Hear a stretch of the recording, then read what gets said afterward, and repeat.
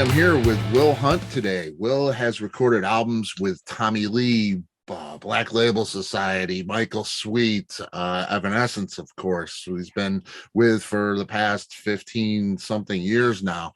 And I'm missing so many, I know, as just to name a few.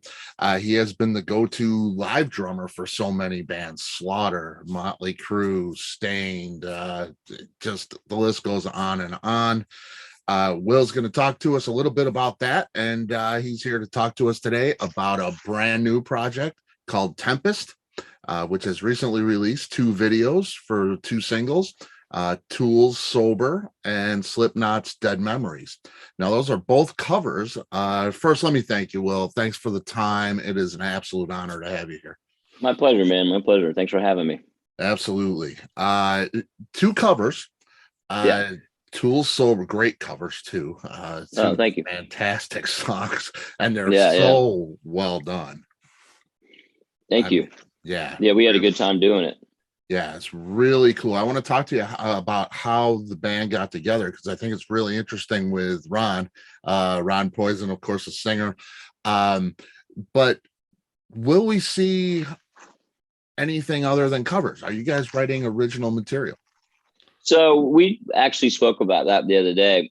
Chris reached out about, I don't know, maybe 2 months ago and just said, hey, let's start throwing around some original ideas. And I'm all for it, and I think that it's really mainly a thing of like scheduling. So, for example, like, those guys are starting touring now, or about to start touring for their new album, the Bad Wolves guys, Chris, Doc, and Kyle. And then, I've got sporadic Evanescence stuff. I've got Slaughter stuff. I'm actually leaving tomorrow to go on the Monsters of Rock cruise with Slaughter. Yeah, I mean, it'll be cool, man. I mean, hopefully COVID stays the way, but yeah. And then Evanescence we're supposed to hit Europe mid-March. So I'm just we're all kind of busy, but I think that there will come a time when we've got breaks. And I just told Chris and Doc and Kyle, I said, you just start sending me riffs and ideas, and I can start assembling stuff, when I'm home and stuff like that. And then once we get, some pretty solid ideas together, we can start feeding it to Ron. And, I write, a lot of melodies and lyrics myself as well. So, I can work with him or whoever, we can just try to I'd love to be able to do like, an EP worth of original material. I think it'd be cool, man. Yeah, it would. Yeah, it'd be fantastic, man. And that was my biggest question. I know it's, you got so much going on. It's a lot easier, of course, to do something that's already written. Of course. And it sounds great. It's well appreciated, believe me. But I was wondering about that original material, and it's good to hear that you're ambitious about doing that. That's really great. Yeah. I mean, those guys are really talented, man, and I would love a chance to create some music with them, and it's really hard to say where it would go. I mean, I know that their flavor leans in a heavier direction, and I like that as well. And Ron is an interesting singer, man. He's kind of as you can tell, he's kind of a chameleon. And what's interesting about Ron is that Ron has been singing, a long time, but he's never he's never written music with anybody. He's never written his own melodies, his own lyrics. So for him, I'm sure it's going to be really interesting. And we'll just see where it goes. I think, you never know with this kind of stuff. Ron's story is really incredible, really. Yeah, it's a trip, man. Ron Poison, Cult of Individuality clothing line is really, Ron's not a singer per se. No. But he sure is a singer. I mean, I knew him for almost 3 years, probably 2.5, 3 years before I even knew he was a singer. And it wasn't because he told me. It was because he posted something when he was playing with his band somewhere in Long Island. And I'm like, the fuck is this? Like, you're singing, like, you never told me this. Like, dude, we've hung out multiple times for multiple things and multiple settings, and you've never even mentioned this to me. Like, why are you hiding this? It's pretty funny, man. But, I've met him on a strictly clothing, fashion, platform, because I love, denim, like, really nice, cool denim, Mm-hmm. and this high end, like, called Japanese selvage denim. And he was one of the few companies the only one that I know of in the United States that was making jeans like that, and bought a couple of pairs. And somehow he saw me wearing them on a post somewhere, and he reached out to me, and then we just met that way. And it was completely on a fashion denim basis, and we just started, chopping it up back and forth about, oh, dude, have you seen this? And check out how this is made. And, he's like, how do you know all this stuff? I'm like, man, I study this stuff.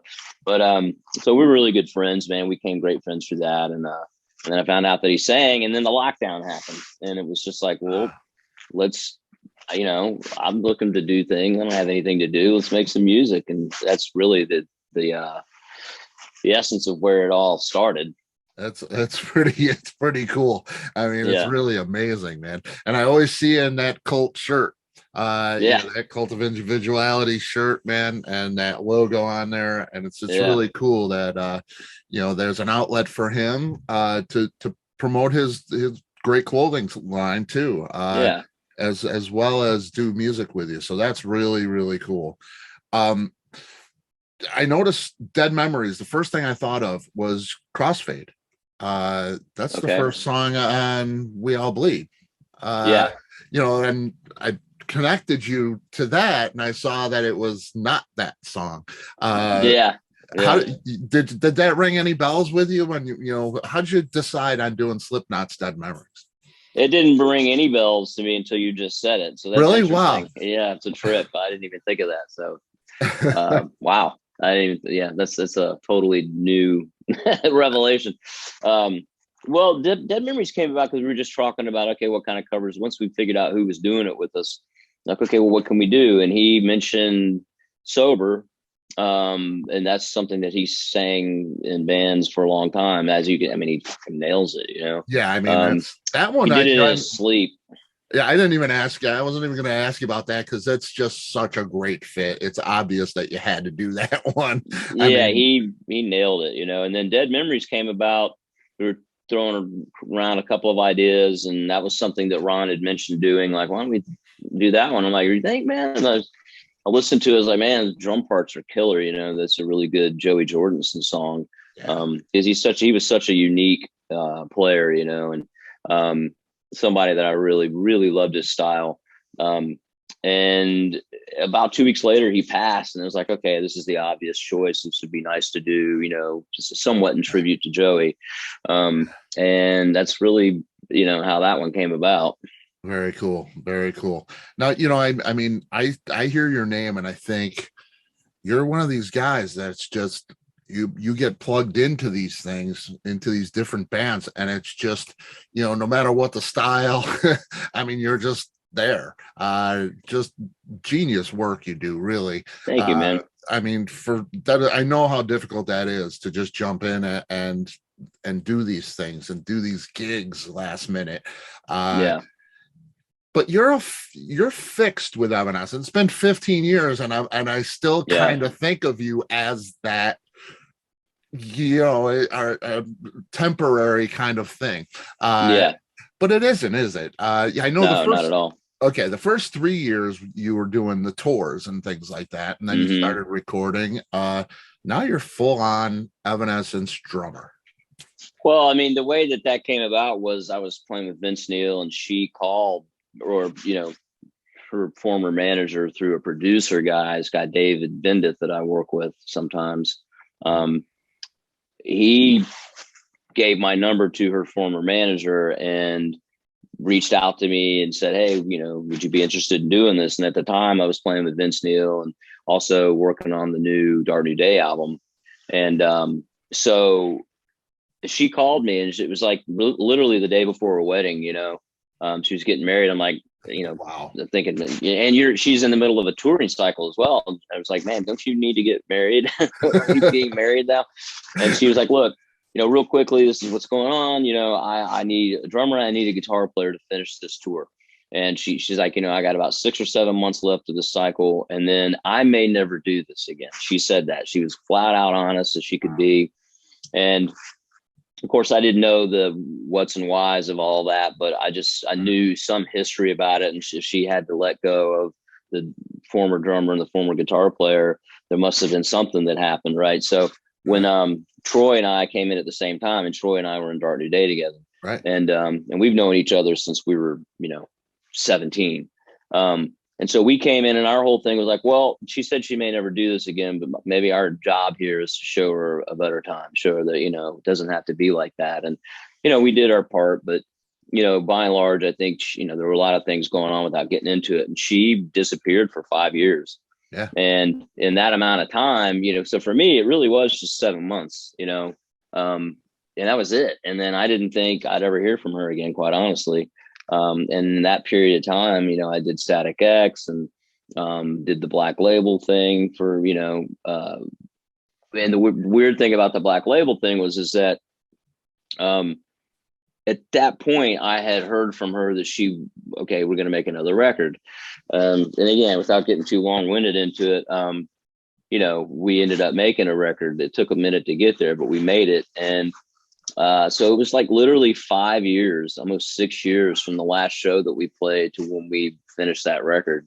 And, again, I never thought I was going to hear from her again. And so, of course, I went into that situation, with some trepidness about maybe, who knows how long this lasts. And again, she wasn't saying, hey, we're going to do this. We're just going to keep going, and it was like, I think contractually she owed the label another record at that point. And I'm sure somewhere inside, she wanted to, create again and, kind of get back into the fold. But we did that tour, and then another 2.5, 3 year hiatus, man. And, it's just like, there were a lot of reasons for all of that, but Sure. look, we all kind of stuck it out, and it's a freak of nature that we've all been together this long. And unfortunately, Terry's not with us anymore, but we've been together this long and not just been full blown in other things. And I could have stayed with Black Label, but I was already somewhat committed to, Amy and that whole thing. And I look at it like this, like I'm right where I'm supposed to be, in regards to Evanescence, and she's really, she's, every band needs a leader, you got to have a leader. Yeah. And she's a great leader, she knows what she wants, and she's, tough as you can be. And, I feel really blessed to be, in that band with her. And I think it's, we're all really lucky to have that. And we all get along. That's the other thing. We're friends. We like hanging out. So you don't hear that very often, do you? No, man. I mean, and nothing's perfect all the time, but Right. it's a true testimony to, the kind of person she is and the personality that she has. And, we've all grown as human beings and individuals. And, again, thankfully, and somewhat a freak of nature, we've somewhat grown together. So, it's a good scene. I'm looking forward to getting some more shows under our belt for this new record that we put out last March. Yeah, that's cool. And she has really steered that ship through many a storm. A lot, yeah. And you're playing arenas now. You just got done with an arena tour with Hailstorm and Plush. Of course, some with little. You got your shirt on. Yeah. Those girls. I wanted to ask you about that too, because you did the Michael Sweet album, and this is how I found Mariah. One-Sided War. She did a song on there, and I did an interview with her, and when she was 15 from that record, and I've never been impressed with a human being like I was with her. She's awesome, man. At 15 years old, she was incredible. She's just as incredible today, voice and personality. Strong in both of those things. How was it reconnecting with Mariah, if you got the chance? And what did you think of them on that tour?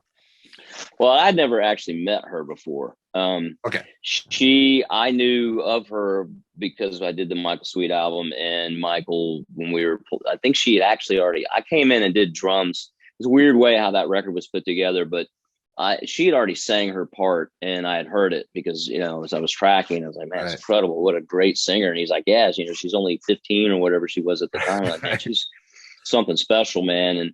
And, she ended up following me on Instagram or something like that, and I followed her back, and didn't really know too much about her until, I don't know, about a year ago, when one of the guys that manages them, reached out to me and said, hey, we're managing this band Plush. And I knew about Plush from another girl, a drummer named Brooke, and she's on Instagram and, posts these videos and just really good. She's got such, she's really puts the time in.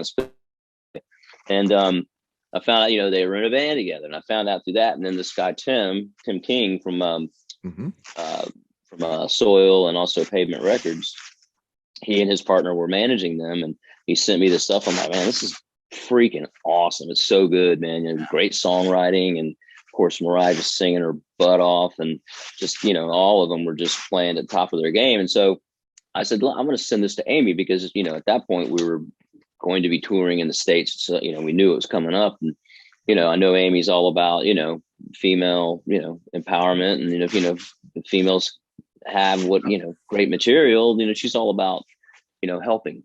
And so I sent it to her. I'm like, you got to check these young ladies out. Like, this is serious, and she checked it out, and she was like, hell yeah. It's like, they're freaking awesome. And so that's really, she's like, okay, let's put them on the tour, and it's fucking great, so cool. It's it wasn't just me that heard it and believed in it, she heard it too. And it's just like, yeah, these kids are great. So they came out and they brought it every night, man. They were, just like, they were like seasoned pros, man. Those girls can play, man. It's and pretty great, incredible. Great personalities, man. Great personalities too. Yeah, and that was the thing that's really impressive. When you see that early on, and the oldest is 21, so I mean, yeah, it's they're gonna go far, man. They're just getting started, and they're gonna do well. Total pros, yeah. Yep. It's way cool to see that, and it was good to see them getting on board with you guys in that arena tour. Yeah, for sure. What a great combination that tour was. Really cool. Do you enjoy the adventure of being that go-to guy, that going from place to place like that? And it's got to be stressful to say, hey, Will, we need you for tomorrow night. It's like, yeah. It is, man. I mean, it's kind of like, I don't know, it's sort of like that excitement when you ride a roller coaster and you get to the top, man, you're like, here we go, like you're committed, once you hop in that thing and that bar comes over your shoulders, you're going, and the thing starts rolling. And so for me, it's just like, it's a little bit of that. It's like that oh shit thing, but it's a good kind of oh shit. It really, lets you know that you're alive. It's very invigorating, I guess would be the way to put it. But also, to a point, I don't take on things where it's like, man, there is no way I can do it. Like, this is out of my wheelhouse. It's just like, and for example, like, as much as I love Slipknot, and I love what Joey did, and and all that stuff, it's like, if they called me tomorrow and said, hey, we need you to be here, that wouldn't be something that I would go, okay, yeah, I can do that, because it's a little out of my wheelhouse with some of this really, really fast stuff that Joey did. And it's just like, I don't take on things that I don't know that I can eventually, nail. And I might not nail it the first night and fully nail it the second night, but I'll nail it by the third or fourth night for sure. And it's like Motley, I grew up listening to that stuff. It's in my wheelhouse, like Static X. I love that stuff. It's in my wheelhouse. I don't, take on, like, if the Foo Fighters called me tomorrow and said, hey, we need you to be here, I could do that. I'd be, hell yeah, I'm in. Right. It's stuff that's in my wheelhouse that I feel confident with that I would do. But it's just like, there's certain things I've been called for, certain things where I had to say, you know what, as much as I'm honored that you called me to do this, I don't think I'll be able to pull this off, man. It's over my head for, and eventually, like, listen, if Slipknot called me and said, hey, you've got 2 months or a month to figure it out, you know what? Okay, we can do that. I can probably pull that off, but there's just certain things I'm not gonna, and again, like, I'm not gonna go play, freeform jazz at the local jazz bar either, because that's not my thing. Right. Not without some practice, or no, I mean, even then, it's like, for me, it'd be like, why? I don't listen to that, so. You know, I was talking with Mark from All Music Magazine, and Yeah. you know, he a great guy. He told me about a riot in Mexico. You got to tell me about Yeah. this. They burned your kit. That's what I heard. Yeah, it was yeah, we were supposed to play. It was at Knotfest, Mexico, and we were supposed to Oh, look play at that. right before Slipknot. And you know, there were 3 or 4 stages in this venue in Mexico City, and about probably 85,000 people that we know were there. Who knows how many people over that were there that we don't know about? But and we were supposed to go on, and while we were on, about 45 minutes into our show, Godsmack was supposed to start their show on the other stage, the other main stage, and then by the time they finished, Slipknot was supposed to go on our stage. And so we see the Godsmack guys. I'm talking to Shannon backstage and hanging out. They're like, "Okay, you guys have a good show," and we're like, "Okay, cool. We're about to go. All of our stuff's ready to go. This whole thing." And then we hear that, you guys can't play, man. Or you can't play yet. We got a problem. The barricades, only the front barricade between the crowd and the stage was bolted together. The rest of them were not bolted together. So they were literally like just free-form gates. And our security guy, it was actually our sound guy that caught it, but our security guy went out there and inspected it. And he was also Limp Bizkit's main security guy, head of security when they did Woodstock. So he's seen what, an improper setup can do, and how dangerous that could be. So he's like, no. So meanwhile, these guys are like, hey, okay, well, we're going to fix these. Where are you going to get, 1,000 bolts? How are you going to put them in this quick? Right. So then they started duct taping the barricades and zip tying the barricades. Like, no way, man, this is not going to work. And, so, as we're sitting back there, so much time has passed that now Godsmack's going to play their set. They played, a 75-minute set, and they came back, and we're still back there. So we were in a holding pattern for like 3 hours. And by now they're done. So everyone's over in front of this stage, and we're now going 4 hours into this, and nobody in the crowd knows what the hell's happening because they haven't made an announcement. And it just got ugly. And then by the time it was like, listen, we got to call this. I mean, we were 4.5 hours over. When we were all there, we were like, look, we'll play, and Slipknot was there. It's like, we'll play, we just got to do it safely. And so we had to call it. I mean, quite honestly, if we'd have played, people would have gotten hurt. And if Slipknot would have played, people would have gotten killed. That's a fact. Yeah. And so when they called the show, crowd went ape shit, man. And they just stormed the stage, and, it was a full blown riot. And, threw our equipment into the crowd, and, started a bonfire with my drum kit. And I mean, it was nuts, man. And we got out of there, and I got back to the hotel room and turned on the TV, and there was the local news helicopter flying over it, see, there's something on fire. It was my shit. And, and Slipknot stuff was behind ours, kind of in their truck. So they hadn't really gotten to that. I don't know if they got any of their stuff actually, but it was a really chaotic experience. It was, on one hand, it was kind of like, what, rock and roll is alive and well. So. There you go. No doubt. Somewhat redeeming, Yeah, who said rock was dead, right? Yeah, exactly. Is that the most memorable time for you? You've been on the road with so many different people, and you're on the road all the time. You got to see a lot of there's a lot of stories, I'm sure. Is that one of those most memorable moments for you? I mean, it's certainly memorable. I don't know that it's the most memorable. I mean, yeah, I mean, it's definitely, of course, you're never going to forget that. But I think there are other moments for me that kind of like carry a little more weight, certainly more positivity. And like, when Evanescence played the Nobel Peace Prize concert in Norway, that was incredible. Wow. Like, playing any show with Vasco Rossi over in Italy, these stadiums was incredible. There's definitely some things that stick out, a little more than that. Cool. And I've asked that question of other people too, veterans like yourself, and you tend to remember the negative, and it's cool that you dwell on that positive. It's really cool. Man, I try. I have made it in this business as long as I've been in it.